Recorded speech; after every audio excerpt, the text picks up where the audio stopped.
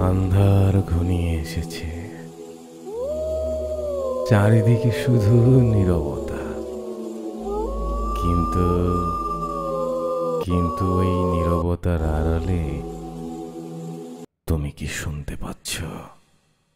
কার যেন চাপা কান্না, কার যেন অদৃশ্য পায়ের শব্দ। আজ রাতের এই গল্পটা হয়তো তোমার নিঃশ্বাস আটকে দেবে। সাহস থাকলে শুনে যাও, কিন্তু মনে রেখো, কেউ তোমাকে দেখছে, তোমাকে কেউ দেখছে। কিছুদিন আগে মাহিদ ভাই নামে এক আইডি থেকে আমার ইনবক্সে একটি ভয়ঙ্কর বার্তা আসে। সাথে ছিল একটি অডিও ফাইল। বিষয়ে লেখা ছিল শুধু কয়েকটি শব্দ, যদি সাহস থাকে শুনে নিও। আজ আমি সেই গল্পটাই আপনাদেরকে শোনাবো। জিনের সর্দার মারিদের জিন রাহুর কাছ থেকে বিদায় নিয়ে চলে যায় তাদের জিন রাজ্যে। রাহু ভাবতে লাগলো, মাধবীকে বিয়ে করতে হলে আমাকে মুসলিম হতে হবে, আর মুসলিম হওয়ার সাথে সাথে আমার তান্ত্রিক শক্তিও ত্যাগ করতে হবে। তখন ইফরিত রাহুকে বলল, মালিক আমাকে অভয় দিলে আমি আপনাকে একটা কথা বলি। তখন রাহু ইফরিত জিনের কথা শুনে বলল, হ্যাঁ রাহু বল, কি বলবি? ইফরিত রাহুর আদেশ পেয়ে বলল, মালিক আপনি তো জিনের সর্দার মারিদের মেয়ে মাধবীর ইচ্ছা না থাকা সত্ত্বেও জোর করে শারীরিক সম্পর্ক করেছেন। এখন আপনি যদি মাধবীকে বিবাহ করেন তবে কি? তখন রাহু ইফরিতকে বলল, তবে আবার কি? তখন ইফরিত বলল, মালিক আপনি মাধবীকে বিবাহ করলে আপনাকে কি মাধবী সত্যি সত্যি স্বামীর মর্যাদা দিবে? তখন রাহু ইফরিতকে বলল, মুসলিম জিনপরীরা যাই করুক না কেন, তারা কখনো প্রয়োজন ছাড়া কারো ক্ষতি করে না। আর আমার সাথে তো জিনের সর্দার মারিদ নিজেই তার একমাত্র কন্যাকে বিয়ে দিতে রাজি হয়েছে। আর আমি জানি জিনের সর্দার মারিদ অবশ্যই তার মেয়ের অনুমতি নিয়েই তার জিন দ্বারা আমার কাছে বিবাহের সংবাদ পাঠিয়েছে। রাহু তখন তার কেল্লার পাশের রুমে চিল্লাচিল্লির শব্দ শুনতে পায়। তখন রাহু আর ইফরিত সোজা তাদের কেল্লার রুমের ভেতরে প্রবেশ করে, আর প্রবেশ করে দেখে জলদেবতার মেয়ে সিথি চিল্লাচিল্লি করছে। তখন রাহু জলদেবতার মেয়ে সিথিকে বলল, কি হয়েছে?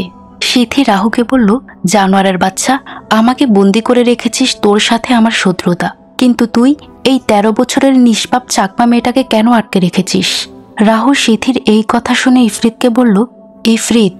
আর ইফরিত সাথে সাথে বলল, জি মালিক বলুন। রাহু ইফরিতকে বলল, আমাদের যত জিন পিছার সেনা আর বিভিন্ন জাতের জিন রয়েছে সবাইকে প্রস্তুতি নিতে বল। তখন ইফরিত বলল, মালিক বুঝলাম না, হঠাৎ এই প্রস্তুতি কেন? তখন রাহু বলল, এই জলদেবতার মেয়ের এত বড় সাহস হয় কিভাবে আমার মুখে মুখে কথা বলার? এখনো এই জলদেবতার মেয়ে তার পিতার অহংকার নিয়ে বেঁচে আছে। এই জলদেবতার মেয়ে সিথি হলো অহংকারী পিতার অহংকারী মেয়ে। আমি আজকেই জলদেবতার রাজ্য আক্রমণ করব আর জলদেবতাকে হত্যা করব। তারপরে দেখব এই জলদেবতার মেয়ে সিথি এত দেমাক কোথায় পায়। তখন ইফরিত বলল, জি মালিক আপনার কথা মতো সব কিছুই হবে। রাহু বলল, ইফরিত তুই এখন চলে যা এই রুম থেকে। তখন ইফরিত বলল, কেন মালিক? রাহু বলল, আমি জলদেবতাকে হত্যা করার আগে জলদেবতার মেয়ের সাথে যৌন মিলন করতে চাই। আর আমি এটাও জানি আর 7 ঘন্টা পর এই জলদেবতার মেয়ে সিথির পিরিয়ড হবে। আর আমি জলদেবতাকে হত্যা করার সময় জলদেবতার নিজের মেয়ে সিথির পিরিয়ডের রক্ত পান করিয়ে হত্যা করব। তখন ইফরিত তার মালিক রাহুর মুখে এই কথা শুনে প্রচণ্ড জোরে একটা হাসি দেয়, আর সাথে রাহুও। আর এই সমস্ত কথা জলদেবতার মেয়ে সিথি শুনছিল। আর চাকমা মেয়েটা ইফরিতে প্রথমে আসল রূপ দেখে ভয়ে অজ্ঞান হয়ে যায়, এখনো জ্ঞান ফিরেনি। তখন ইফরিত চলে যায় রাহুর কাছ থেকে, কারণ তার মালিক রাহুর কথা মতো এখন সবাইকে যুদ্ধের জন্য প্রস্তুত নিতে হবে। রাহুর মুখে জলদেবতার মেয়ে সিথি তার পিতাকে হত্যা করার কথা শুনে রাহুকে বারবার বলতে লাগলো, রাহু তুমি আমার ভাইকে হত্যা করেছ, এখন যদি আমার পিতাকে হত্যা করো তবে আমার বেঁচে থাকার আর কোনো আশা নেই, আমাকে তুমি এতিম করো না প্লিজ রাহু। তখন জলদেবতার মেয়ে সিথি রাহুকে আরও বলল, আমার 3 বছর বয়সের সময় আমাদের জলরাজ্যে অসুররাজ বনাসুর আক্রমণ করে, আর তখন অসুররাজ বনাসুর আমার মাতাজিকে নির্মমভাবে হত্যা করে। তখন আমি মাতাকে হারিয়ে ফেলি। তারপরে আমার পিতা জলদেবতা আমাকে তার ভালোবাসা দিয়ে বড় করে। কখনো আমার পিতা আমাকে বুঝতে দেয়নি আমার মাতাজিকে হারানোর শূন্যতা। আজকে যদি আমার পিতা জলদেবতাকে তুমি হত্যা করো, তবে এই জগতে আমার আপন বলতে আর কেউ থাকবে না। আর রাহু, তুমি যদি আমার পিতাকে সত্যিই হত্যা করতে চাও তবে। রাহু বলল, তবে কি? তখন সিথি বলল, আমার পিতাকে হত্যা করার আগে আমাকে হত্যা করতে হবে। রাহু তো একজন পাষাণ তান্ত্রিক, রাহুর তো কোনো হৃদয় নেই। রাহু তখন সিথির মুখের সমস্ত কথা শুনে প্রচণ্ড জোরে একটা হাসি দিয়ে বলল, আজকে আমার অনেক খুশি লাগছে, কারণ স্বয়ং জলদেবতার মেয়ে তার পিতার জীবন আমার কাছে ভিক্ষা চাচ্ছে। আর এসব কথা বলতে বলতে রাহু জলদেবতার মেয়ে সিথির দিকে এগিয়ে যেতে লাগলো। রাহু তো এখন সিথির সাথে শারীরিক সম্পর্ক করার জন্য পাগল হয়ে আছে। রাহু তখন সিথিকে বলল, চুপ কর। রাহুর কথা শুনে সিথি একদম চুপ হয়ে যায়। আর রাহু সিথিকে বলল, আমি এর আগে যতবার তোর সাথে যৌন মিলন করেছি ততবারই তোর ইচ্ছার বিরুদ্ধে, আর সব সময় তোর হাত পা বেঁধে তোর সাথে সহবাস করতে হয়েছে আমাকে। আমি চাই আজকে তোর সাথে স্বাভাবিক কায়দায় করব। তখন সিথি রাহুর কথায় রাজি হয়ে যায় এটা ভেবে। রাহুর কথা যদি সিথি শুনে তবে তার পিতা জলদেবতাকে হয়তো রাহু হত্যা করবে না। কিন্তু সিথির ধারণা একদম ভুল ছিল। আপনারা হয়তো গল্পের কিছুই বুঝছেন না। সিজন 1-এর 58 নম্বর পর্ব থেকে সিজন 2 শুরু হয়। ঘটনা শুনতে থাকুন, সবকিছু বুঝতে পারবেন। কারণ তান্ত্রিক রাহু যে কোনো জিনিস একবার যদি বলে সে জিনিসটা রাহু করবেই। তখন রাহু তার শক্তি দ্বারা সিথির হাতের আর পায়ের অদৃশ্য বাঁধন খুলে দেয়, আর সিথি একদম মুক্ত হয়ে যায়। আর রাহু তখন সিথিকে বলল, প্রতিদিন হয়তো আমি তোমার সাথে করি যৌন মিলন, আমার কাছে মনে হয় কত যুগ কত বছর করিনি তোমার সাথে মিলন। রাহু সিথিকে আরো বলল, আমি চাই তুমি তোমার নিজ ইচ্ছায় তোমার সবকিছু আমাকে দাও। আগে তুমি কথা দাও আমার পিতা জলদেবতাকে হত্যা করবে না। সিথির কথা শুনে রাহু একটা হাসি দেয়, আর রাহুর হাসির ভিতরে লুকিয়েছিল রহস্য। হয়তো সেটা সিথি বুঝেনি। রাহুর ইশারায় সিথির সুন্দর লাবণ্য চেহারা লাল হয়ে যায়, কারণ রাহু এখন সিথির শরীর ভোগ করবে। জলদেবতার মেয়ে সিথির কিছু করার নেই।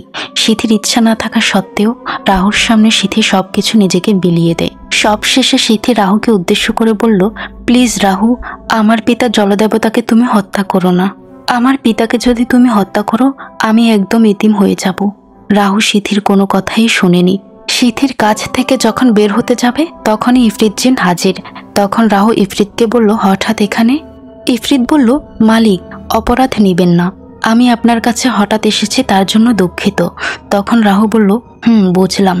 তখন ইফরিত বলল, মালিক, আপনার কাছে আসার কারণ হলো। তখন রাহু বলল, কারণ কি? তখন ইফরিত তার মালিক রাহুর কথা শুনে বলল, শক্তিশালী জিন কৌরা হঠাৎ আমাদের কেল্লায় এসেছে।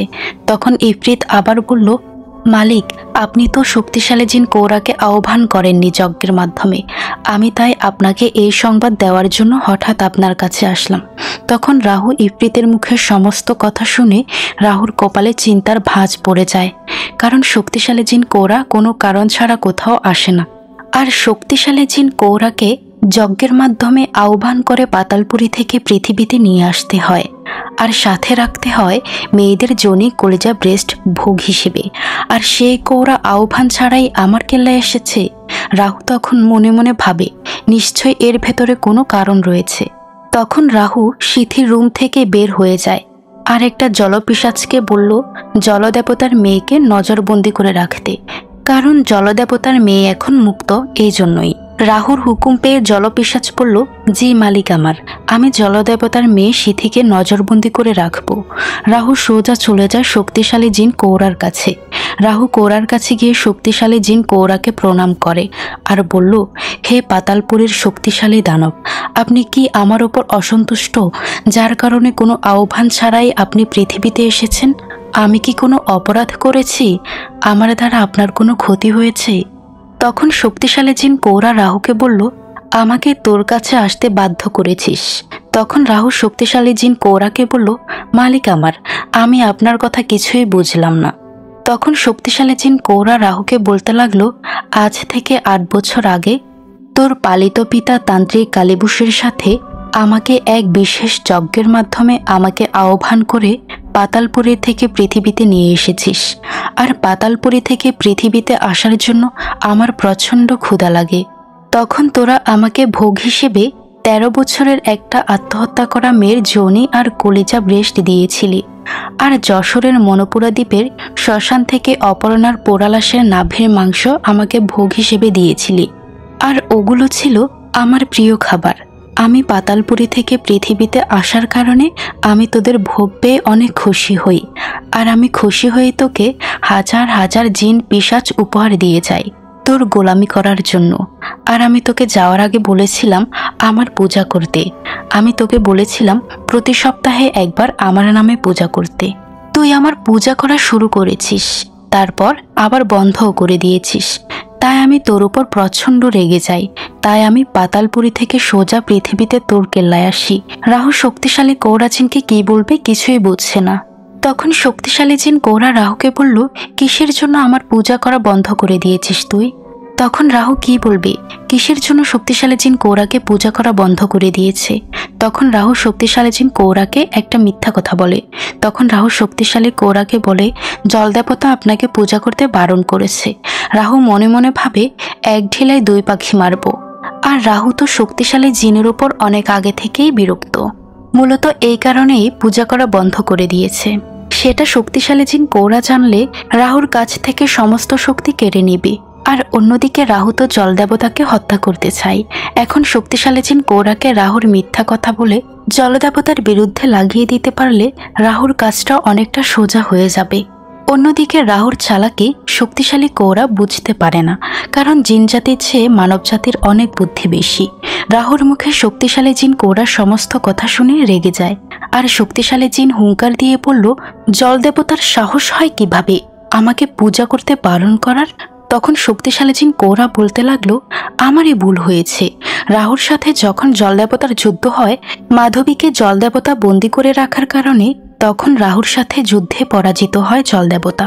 রাহু যখন জলদেবতার ছেলে অরূপকে হত্যা করে, তখন যদি আমি জলদেবতাকে হত্যা করতাম তবে আজকে রাহুকে জলদেবতা আমার পূজা করতে বারণ করতে পারত না। শক্তিশালী জিন কৌরার মাথায় তখনও আসে না কিসের জন্য জলদেবতা রাহুকে কৌরার পূজা করতে বারণ করবে। যে রাহু জলদেবতার পুত্রকে হত্যা করে, জলদেবতার মেয়েকে বন্দি করে শারীরিক সম্পর্ক করে, আর সেই রাহুর সাথে তো জলদেবতার কোনো কথা হওয়ার মানেই হয় না। রাহুর ফাঁদে পা দেয় শক্তিশালী কৌরা জিন। অন্যদিকে জলদেবতা রাহুকে হত্যা করার জন্য পরিকল্পনা করছে। তখন জলদেবতা ভাবতে লাগলো রাহুকে কিভাবে হত্যা করা যায়। তখন জলদেবতার মনে পড়ে যায় রাহুর পালিত বিশ্বাসঘাতক পিতা তান্ত্রিক কালীবুশের কথা। কিন্তু জলদেবতা তো জানে তান্ত্রিক কালীবুশকে রাহু নদীর পাড়ে এক কূপে বলি দিয়ে চিতায় দাহ করে নদীর তীরে পুঁতে রাখে। আর তান্ত্রিক কালীবুশের সমস্ত জিন আর পিছার সেনা রাহুর অধীনে চলে যায়। আর তান্ত্রিক কালীবুশের সমস্ত শক্তি রাহুর কাছে থেকে যায়। রাহুকে যদি হত্যা করতে হয় তবে আগে তান্ত্রিক কালীবুশের শক্তিকে কেড়ে নিতে হবে রাহুর কাছ থেকে। তান্ত্রিক কালীবুশের শক্তি যদি রাহুর কাছে না থাকে তবে রাহুকে হত্যা করা আমার কাছে অনেক সহজ হয়ে যাবে। শুয়োরের বাচ্চা রাহু আমার একমাত্র ছেলে অরূপকে আমার চোখের সামনে হত্যা করেছে। আমার মাতাহারা মেয়ে সিথিকে রাহু শুয়োরের বাচ্চা বন্দি করে রেখেছে। আমি স্বয়ং জলদেবতা, আমি প্রতিজ্ঞা করলাম আমি আজ নয় কাল রাহুকে হত্যা করব। আর স্বয়ং উপরওয়ালা আমার কাছ থেকে রাহুকে বাঁচাতে পারবে না। এই বলে জলদেবতা প্রচণ্ড জোরে একটা চিৎকার দিয়ে ওঠে। জলদেবতার চিৎকারের কারণে প্রশান্ত মহাসাগরে ঘূর্ণিঝড় সৃষ্টি হয়। তখন জলদেবতার সেনাপতি এসে জলদেবতাকে বলল, হে জলের দেবতা, আপনি চিৎকার করছেন কেন? আপনার চিৎকারে প্রশান্ত মহাসাগরে ঘূর্ণিঝড় সৃষ্টি হয়েছে। আর এই ঘূর্ণিঝড়ের জন্য মানব সন্তানদের অনেক ক্ষতি হবে, জেলেরা মারা পড়বে, মানবলোকে বিপদ নেমে আসবে। আপনি শান্ত হন হে জলদেবতা। তখন জলদেবতা সেনাপতিকে বলল, আমি কিভাবে শান্ত হব আমাকে বলুন। আমি পিতা হয়ে আমার পুত্রকে বাঁচাতেও পারলাম না, আমার মেয়ের ইজ্জত রক্ষা করতে পারলাম না। আমি ওই মানব সন্তান শুয়োরের বাচ্চা রাহুকে হত্যা না করা পর্যন্ত শান্ত হব না। তখন সেনাপতি বলল, রাহুকে হত্যা করার জন্য আপনার কাছে কি কোনো পরিকল্পনা আছে? থাকলে আমাদেরকে বলুন। আমরা পরিকল্পনা মতো কাজ করে মানব সন্তান রাহুকে হত্যা করতে পারবো। তখন জলদেবতা একটু চিন্তিত হয়ে বলল, আমার সেনাপতি, আমার একটা পরিকল্পনা আছে। এই পরিকল্পনা মতো কাজ করতে পারলে রাহুকে হত্যা করা আমাদের কাছে অনেক সহজ হয়ে যাবে। তখন জলদেবতার সেনাপতি বলল, কি পরিকল্পনা? তখন জলদেবতা বলল, আমরা তো জানি রাহুর পালিত পিতা তান্ত্রিক কালীবুস, আর আমরা এটাও জানি তান্ত্রিক কালীবুসকে রাহু নিজ হাতে বলি দিয়েছে। তখন জলদেবতার সেনাপতি বলল, হে জলদেবতা, রাহুকে হত্যা করায় তান্ত্রিক কালীবুস কি করবে? আর সে তো মৃত। তখন জলদেবতা বলল, মূর্খ সেনাপতি, আমি চাই আমাদের দেবতাদের শক্তি একত্রিত করে মৃত তান্ত্রিক কালীবুসকে আবার পুনরায় জীবিত করব। আর তান্ত্রিক কালীবুসকে যদি আমরা জীবিত করতে পারি, তান্ত্রিক কালীবুস আমাদের কথা শুনবে, কারণ আমরা তাকে নতুন জীবন দিয়েছি। আর আমরা তো জানি রাহুর চরম শত্রু ছিল তান্ত্রিক কালীবুস। তান্ত্রিক কালীবুস রাহুর পালিত পিতা ছিল, তারপরে হত্যা করেছে। এখন যদি তান্ত্রিক কালীবুস জীবিত হয়, তবে তান্ত্রিক কালীবুসের কাছে সবচেয়ে চরম শত্রু হবে রাহু। তখন তান্ত্রিক রাহুকে হত্যা করার জন্য মরিয়া হয়ে উঠবে। আর রাহুর কাছে যত তান্ত্রিক কালীবুসের পালিত জিন পিশাচ আছে, তারা আবার পুনরায় তাদের মালিক তান্ত্রিক কালীবুসের কাছে চলে আসবে। আর তখন রাহুর শক্তি অনেকটা কমে যাবে। একদিকে তখন আমাদের দেবতাদের শক্তি, অন্যদিকে তান্ত্রিক কালীবুসের শক্তি, আর আমাদের দুজনের শক্তির কাছে রাহুর শক্তি কিছুই না। জলদেবতার মুখে সমস্ত কথা শুনে জলদেবতার সেনাপতি বলল, একদম ঠিক কথা বলেছেন হে আমার জলদেবতা। তখন জলদেবতা কোনো দেরি না করে প্রচণ্ড শক্তিশালী শিবকে স্মরণ করে। আর জলদেবতার স্মরণে শিব আসে, আর সাথে পার্বতীকে নিয়ে। তখন জলদেবতা শিব আর পার্বতীকে প্রণাম করে। তখন শিব জলদেবতাকে বলল, আমাকে স্মরণ করার কারণ কি জলদেবতা? তখন জলদেবতা বলল, অপরাধ নেবেন না, আমার একটা অনুরোধ ছিল, আমি চাই আপনি আমার অনুরোধটা রাখেন। তখন শিব জলদেবতাকে বলল, কি অনুরোধ? জলদেবতা বলল, আজ থেকে 5 বছর আগে তান্ত্রিক কালীবুস নামে একজন শয়তানের পূজারী ছিল। একদিন কালীবুস জঙ্গলের ভেতর দিয়ে একটা নদীর পথ ধরে হাঁটছিল। তখন একটা গাছের গুঁড়ির উপর একটা 5 বছরের ছেলেকে বসা দেখে, আর ছেলেটা তখন কান্না করছিল। তখন কালীবুসের ছেলেটার প্রতি মায়া হয়, আর তখন ছেলেটাকে কালীবুস সাথে করে তার ছোট কুটিতে নিয়ে যায়। জলদেবতার কথাগুলো শিব আর পার্বতী মনোযোগ সহকারে শুনছিল। জলদেবতা আবার বলতে লাগলো, সেই 5 বছরের ছোট ছেলেকে কালীবুস নিজের পুত্রের মতো করে বড় করতেছিল। আস্তে আস্তে ছোট 5 বছরের ছেলেটা বড় হতে থাকে।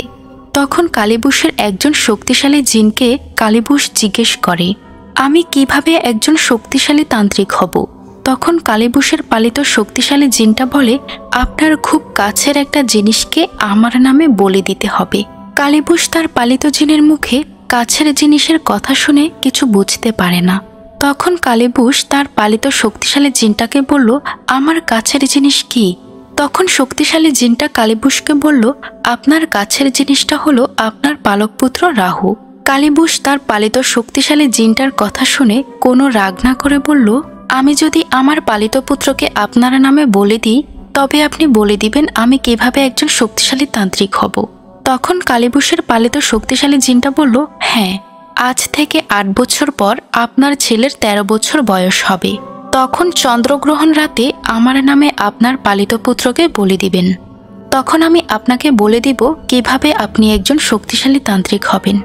কালীবুসের শক্তিশালী জিনটা আবার বলতে শুরু করলো, এই 8 বছরে আপনি পালিত ছেলের কোনো ইচ্ছা যেন অপূর্ণ না রাখেন। আপনার পুত্রকে আপনাকে সব বিপদ থেকে রক্ষা করতে হবে। তখন কালীবুস তার পালিত শক্তিশালী জিনের কাছে প্রতিজ্ঞাবদ্ধ হয়। তার পালিত পুত্রকে 18 বছর বয়স হলে তার শক্তিশালী জিনের নামে বলি দিবে। আস্তে আস্তে দিন যেতে থাকে, তারপর বছর। দেখতে দেখতে 8 বছর শেষ হতে আর মাত্র 2 দিন বাকি। তখন কালীবুসের শক্তিশালী জিন এসে কালীবুসকে বলে, আর মাত্র 2 দিন পর আপনার পালিত পুত্রের 13 বছর হবে। আর 2 দিন পর চন্দ্রগ্রহণ রাত, আর এই রাতে আপনার ছেলেকে বলি দিতে হবে। তখন কালীবুস তার পালিত শক্তিশালী জিনকে বলে, আমি কিভাবে আমার পুত্রকে বলে দিব? আমার পুত্র এখন একজন শক্তিশালী তান্ত্রিক, আর আমার পুত্রের কাছে আছে পাতালপুরের দেবতা শক্তিশালী জিন কৌরার দেওয়া হাজারো জিন পিশাচ। আর আমার পুত্রের এত সংখ্যা জিন পিশাচদের মধ্য দিয়ে আমি কিভাবে আমার পুত্রকে বলি দিব? তখন কালীবুশের পালিত শক্তিশালী জিনটা বলে, আপনার ছেলেকে ছলনা করে নদীর তীরে নিয়ে আসতে হবে, আর নদীর তীরে বসে ছলনা করে বলি দিয়ে দিব। কালীবুশ ভালো করে জানত তার পালিত পুত্রকে কিভাবে ছলনা করে তার কেল্লা থেকে বের করে নিয়ে আসতে হবে। কালীবুশ তার শক্তিশালী জিনকে বলে, আমার পালিত পুত্র সুন্দরী পরীদের উপর দুর্বল বেশি। কালীবুশ তার শক্তিশালী জিনকে বলে, আজ থেকে 2 দিন পর চন্দ্রগ্রহণ, আর এই চন্দ্রগ্রহণ রাতে আপনি সুন্দরী একটা পরীর রূপ ধারণ করে আমার পুত্রকে যেভাবে হোক ছলনা অথবা মায়ায় ফেলে এই নদীর তীরে নিয়ে আসবেন, আর রাত 12টার সময় আপনার নামে বলি দিয়ে দেব। কালীবুশের কথা মতো পালিত জিনটা রাজি হয়ে যায় রাহুর সাথে ছলনা করতে। ঠিক ওই সময় কালীবুশের কুটিরের পাশ দিয়ে যাচ্ছিল কালীবুশের পুত্র রাহুর পালিত ইফরিত জিন। আর কালীবুশের জিনের সমস্ত কথা শুনে ফেলে ইফরিত। তখন শিব জল দেবতাকে বলল, হে জলের রাজ্যের দেবতা, আপনি যে বললেন কালীবুশের পালিত পুত্র, আচ্ছা আমাকে এটা বলেন কালীবুশের পালিত পুত্রের নাম কি? তখন জল দেবতা বলল, কালীবুশের পালিত পুত্রের নাম হচ্ছে রাহু, শক্তিশালী তান্ত্রিক রাহু। শিব জল দেবতাকে বলতে লাগলো, তারপর কি হলো? জল দেবতা শিব আর তার স্ত্রী পার্বতীকে আবার বলতে লাগলো। রাহুর পালিত ইফরিত জিন শুনে ফেলে কালীবুশ আর তার পালিত শক্তিশালী জিনের সমস্ত কথা। আর ইফরিত গিয়ে তার মালিককে বলল, মালিক, আপনি অভয় দিলে আমি আপনাকে একটা কথা বলতে চাই। তখন রাহু তার পালিত ইফরিত জিনের দিকে তাকিয়ে বলল, হ্যাঁ ইফরিত, বল। তখন ইফরিত বলল, মালিক, আপনি বিশ্বাস করবেন কিনা জানি না, তবে আপনি আমার মালিক, আপনাকে সত্যিটা বলার অধিকার আমার আছে। তখন রাহু ইফরিতকে বলল, কি হয়েছে বল। ইফরিত বলতে লাগলো, মালিক, আমি উত্তর আর দক্ষিণ দিকের বরাবর সোজা আসছিলাম, তখন আমি হিন্দু গোত্রের একটা শক্তিশালী জিনকে আপনার পিতা তান্ত্রিক কালীবুশের কুটিতে প্রবেশ করতে দেখি। তখন আমি থেমে যাই আর ভাবতে লাগলাম, এই বিকেল বেলায় এই হিন্দু গোত্রের শক্তিশালী জিন তান্ত্রিক কালীবুশের কুটিতে কি করে? আমার তখন সন্দেহ হয়। আমি কুটি থেকে একটু দূরে কুটিরের বাইরে একটা গাছের নিচে বসে তাদের সমস্ত কথা শুনতে লাগলাম। রাহু তার পালিত ইফরিত জিনকে বলল, ইফরিত বলল, জি মালিক, বলুন, কি শুনতে পেলি? তখন ইফরিত বলতে লাগলো, আপনার পিতা তান্ত্রিক কালীবুশ আর তার পালিত শক্তিশালী জিন বলছিল, আজ থেকে 2 দিন পর আপনার 13 বছর বয়স পূর্ণ হবে, আর এই 2 দিন পর চন্দ্রগ্রহণের রাত, আর এই চন্দ্রগ্রহণের রাতে আপনার পালিত পিতা তান্ত্রিক কালীবুশ আপনাকে বলে দিবে তার শক্তিশালী জিনের নামে। রাহু ইফরিতের কথা বিশ্বাস করে, কারণ ইফরিত জিনরা কখনো মিথ্যা কথা বলে না তাদের মালিকের সাথে। রাহু জিজ্ঞেস করলো, তাদের প্ল্যান কি? তখন ইফরিত রাহুকে সমস্ত কথা খুলে বলে। রাহু ইফরিতের মুখে সমস্ত কথা শুনে বলল, আমরা যে আমার বিশ্বাসঘাতক পিতা তান্ত্রিক কালীবুশের পরিকল্পনা জেনে গেছি, সেটা যেন তারা কেউ বুঝতে না পারে। আর শোন, চন্দ্রগ্রহণের দিন আমার সমস্ত জিন আর পিশাচরা তোরা নদীর তীরে আনাচে কানাচে ছড়িয়ে থাকবি, এমন ভাবে থাকবি যেন কেউ বুঝতে না পারে। আমি যখন আদেশ দিব তখন তোরা বের হয়ে আসবি। রাহুর হুকুম পেয়ে রাহুর কথা মতো সমস্ত জিন আর পিশাচ নদীর তীরে লুকিয়ে যায়। রাহু অপেক্ষা করতে থাকে সুন্দরী পরীর জন্য। অনেকক্ষণ অপেক্ষা করার পর রাহু দেখতে পায় তার কেল্লার বাইরে একটা সুন্দরী পরী এসে রাহুকে ইশারায় ডাকে। রাহু তো বুঝতে পারে এটা হলো বিশ্বাসঘাতক পিতা তান্ত্রিক কালীবুশের পালিত জিন। পরীর রূপ ধরে ছলনা করে আমাকে নদীর তীরে নিয়ে যাওয়ার জন্য এসেছে। রাহু ইচ্ছে করে পরীটার ছলনায় পা দেয় আর পরীটার পেছন পেছন নদীর তীরে যেতে লাগলো। এই বলে জলদেবতা একটু থামেন। শিবের স্ত্রী পার্বতী বলল, তারপরে কি হয়েছে জলদেবতা? জলদেবতা পার্বতীকে বলল, আমি সমস্ত ঘটনা বলছি। পার্বতী বলল, আচ্ছা বেশ, বলুন। রাহু পরীটার পেছনে নদীর তীরে অবস্থিত হয়। তখন রাহু দেখে তার পালিত পিতা তান্ত্রিক কালীবুশ রাহুকে বলল, আমার পুত্র, তুমি এখানে কি করো? রাহু তো বুঝতে পারে তার পিতার ছলনা।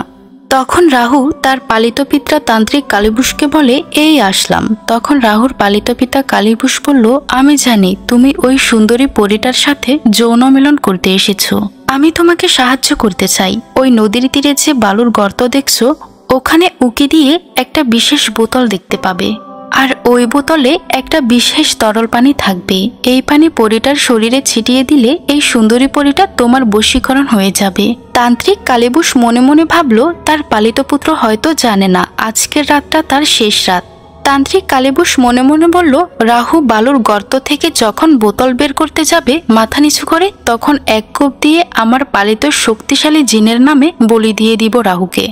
রাহু তো আগে থেকেই তার বিশ্বাসঘাতক পিতার ষড়যন্ত্র বুঝতে পারে। তখন রাহু তার পালিত পিতা তান্ত্রিক কালীবুশকে বলে, উপরওয়ালা কখন কার মৃত্যু কার হাতে লিখে কেউ বুঝতে পারে না। তখন রাহু তার পালিত পিতাকে আরো বলে, আমার আপন পিতা তান্ত্রিক রামকে হারিয়ে আপনাকে পিতারূপে এক ভগবান পেয়েছি। আপনাকে নিয়ে বেঁচে থাকার উৎস খুঁজেছি। আপনার সেবা করে বাকিটা জীবন কাটিয়ে দিতে চেয়েছি। ওই উপরওয়ালা হয়তো চায় না আমি আপনাকে বাঁচিয়ে রাখি। আমি পুত্র হয়ে কিভাবে পিতাকে হত্যা করব। কিন্তু যারা আমার সাথে বিশ্বাসঘাতকতা করে তাদের আমি বাঁচিয়ে রাখি না। তান্ত্রিক কালীবুশ বলল, রাহু তুই কি বলছিস পুত্র? রাহুর হাতের ইশারায় নদীর তীর থেকে সমস্ত হাজার হাজার শক্তিশালী জিন আর পিশাচ বের হয়ে আসে।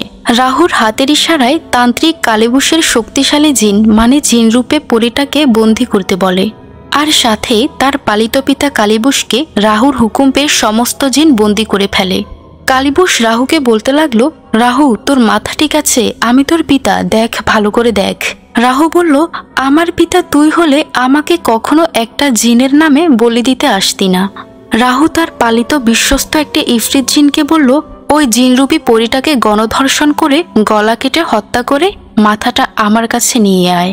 এই জিনের কিভাবে সাহস হয় আমাকে ছলনা করে যৌবনের লোভ দেখিয়ে আমার বিশ্বাসঘাতক পিতা তান্ত্রিক কালীবুশের কাছে নিয়ে আসা। এই জিনের যৌবন জ্বালা মিটিয়ে দে। ইফরিত জিন তার মালিক রাহুর হুকুম পেয়ে জিনরূপী পরীটাকে গণধর্ষণ করতে নিয়ে যায়। তান্ত্রিক কালীবুশ হয়তো বুঝতে পারে তার পালিত পুত্র রাহু সবকিছু জেনে গেছে। অন্যদিকে তান্ত্রিক কালীবুশ রাহুকে বলি দেওয়ার জন্য মরিয়া হয়ে ওঠে, আর তার সাথে করে নিয়ে আসতে ভুলে যায় তান্ত্রিক কালীবুশের জিন আর পিশাচদের। তখন রাহু তান্ত্রিক কালীবুশকে বলল, আমার বিশ্বাসঘাতক পিতা, আপনি আমাকে বলি দিতে এতটাই মরিয়া হয়ে উঠেছেন, আপনার জিন আর পিশাচ সেনাদের সাথে করে নিয়ে আসতে ভুলেই গেছেন। আর এই ভুলের জন্য আপনি এখন আমার হাতে বলি হবেন। আপনার জিন পিশাচ আপনার সাথে থাকলে আমি আপনাকে কখনোই বলি দিতে পারতাম না। আপনার শক্তির সাথে আর আমার শক্তির সাথে এক ভয়ানক যুদ্ধ বেঁধে যেত। যাই হোক, যখন মানুষের মৃত্যু হয় তখন মানুষ বারবার ভুল করে। তান্ত্রিক কালীবুশ রাহুর কাছে হাত জোড় করে, বলতে লাগলো, আমাকে ছেড়ে দে, আমি তোর পিতা, আমাকে জানে মারিস না পুত্র। মনে করে দেখ, আমি তোকে জঙ্গল থেকে তুলে নিয়ে এসে আশ্রয় দিয়েছি। আমার জন্য আজকে তুই এত বড় একজন তান্ত্রিক। তখন রাহু বলল, তোর প্রয়োজনে তুই আমাকে বড় করেছিস। তখন রাহু একটা বিকট শব্দ শুনতে পায়। রাহু বুঝতে পারে জিনরূপী পরীটিকে রাহুর ইফরিত জিনরা গণধর্ষণ করে গলা কেটে হত্যা করেছে। তার কিছুক্ষণ পর ইফরিত সাথে করে একটা কাটা মাথা নিয়ে আসে, আর ইফরিত বলল, মালিক আমার, আপনার কথা মতো এই জিনরূপী পরীটিকে গণধর্ষণ করে হত্যা করেছি, এই তার কাটা মাথা। রাহু ইফরিতকে বলল, আমার বিশ্বাসঘাতক পিতা তান্ত্রিক কালীবুশকে ধরে মাটিতে শুইয়ে দে। রাহুর কথা মতো ইফরিত জিন তান্ত্রিক কালীবুশকে মাটিতে শুইয়ে দেয়, আর রাহু একটা রামদা দিয়ে এক কোপে তান্ত্রিক কালীবুশের মানে রাহুর পালিত পিতাকে হত্যা করে নদীর তীরে পুড়িয়ে পুঁতে রাখে। এই বলে জলদেবতা তার কথা শেষ করে। শিব আর পার্বতী তখন জলদেবতাকে বলল, হ্যাঁ জলদেবতা, এখন আমরা আপনার জন্য কি করতে পারি? তখন জলদেবতা বলল, হে শক্তিশালী দেবতা শিব, আপনার কাছে আমার ইচ্ছা না, একটা অনুরোধ। তখন শিব বলল, আপনার কি অনুরোধ? জলদেবতা শিবকে বলল, তান্ত্রিক কালীবুশকে পুনরায় আবার জীবিত করে দিবেন। শিব বলল, মৃত মানুষকে পুনরায় জীবিত করলে অকল্যাণ হবে। শিবের স্ত্রী পার্বতী শিবকে বলল, জলদেবতা যেহেতু এতটাই অনুরোধ করে বলছে, তান্ত্রিক কালীবুশকে পুনরায় জীবিত করে দাও। শিব তার স্ত্রী পার্বতীকে ভীষণ ভালোবাসে।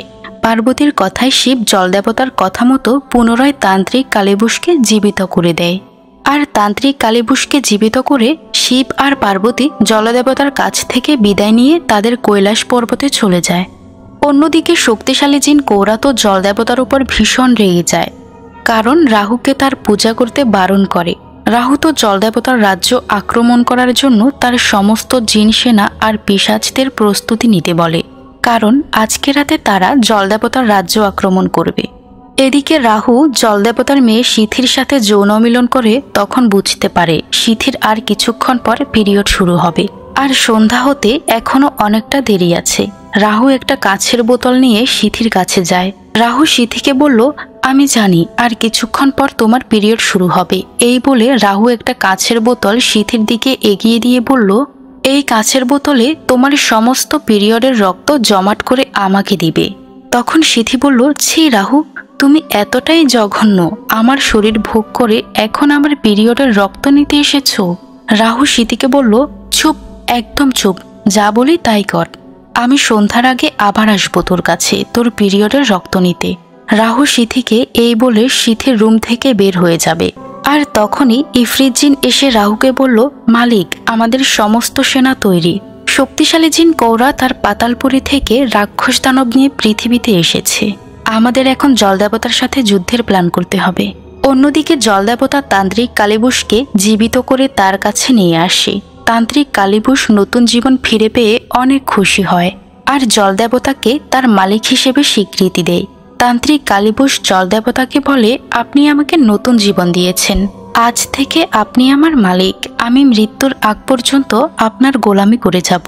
তান্ত্রিক কালিবুসের মুখে এইসব কথা শুনে জলদেবতা একটা রহস্যময় হাসি দিয়ে বলল, রাহু শুয়োরের বাচ্চা, মৃত্যুর জন্য তৈরি হয়ে যা। জলদেবতা তো জানে না আজকে রাতেই তার রাজ্য আক্রমণ করবে শক্তিশালী জিন কৌরা আর তান্ত্রিক রাহু। অন্যদিকে জলদেবতা তান্ত্রিক কালিবুসকে জীবিত করে বলতে লাগলো, আমি জানি কালিবুস, তোমার সাথে অন্যায় করা হয়েছে। তুমি যে রাহুকে এতটাই শক্তিশালী করেছ, সেই রাহু তোমাকে বলি দিতে দুবার ভাবল না। আর তোমাকে বলি দেওয়ার সাথে সাথে তোমার সমস্ত শক্তি, জিন, পিশাচ সবগুলো কেড়ে নিয়েছে ওই রাহু। জলদেবতা তান্ত্রিক কালিবুসকে আবার বলতে লাগলো, আমি চাই তুমি তোমার হারিয়ে যাওয়ার সমস্ত শক্তি আবার নিয়ে এসো। জলদেবতার মুখে তান্ত্রিক কালিবুসের শক্তির কথা শুনে তান্ত্রিক কালিবুস রেগে যায় এবং চিৎকার দিয়ে বলতে লাগলো, ওই শুয়োরের বাচ্চা রাহুকে আমি জঙ্গল থেকে তুলে এনে আশ্রয় দিয়েছি, আর ওই রাহু আমাকে বলে দিয়ে আমার সমস্ত শক্তি নিজের করে নিয়েছে।